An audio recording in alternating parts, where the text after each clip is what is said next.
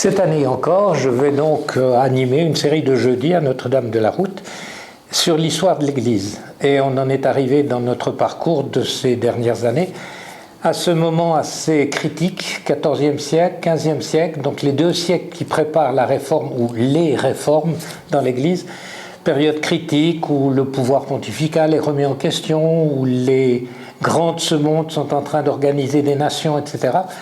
Mon intérêt, c'est d'une part, en quoi ça nous parle, à nous, maintenant au XXIe siècle. On est aussi dans une période critique, on est aussi dans une période critique pour l'histoire de l'Église. Et puis, comment est-ce qu'on a préparé, au fond, la réforme ? Comment c'est arrivé ?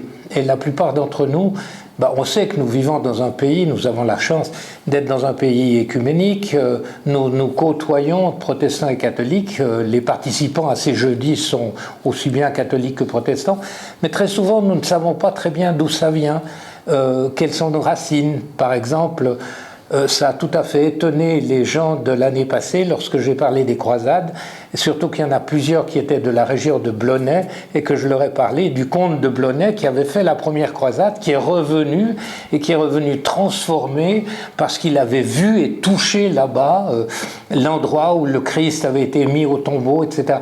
Et ça a changé sa vie et ça a changé une catéchèse que même souvent les centres catéchétiques du canton de Vaud ne connaissent pas parce qu'ils n'ont pas été fouillés.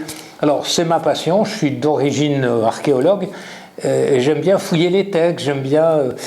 Et puis c'est très réactif parce que les jeudis bibliques, on est 20, 25 participants, donc les gens m'interrompent, puis ils me posent des questions, ça m'enrichit de savoir un peu par quel biais eux, ils aiment voir l'histoire.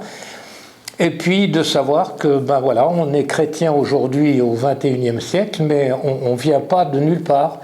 Et nous avons la chance, par exemple ce matin, je leur parlais des princes-évêques, et j'avais envie de leur dire, vous voyez le nombre d'écussons de cantons sur lesquels il y a une crosse.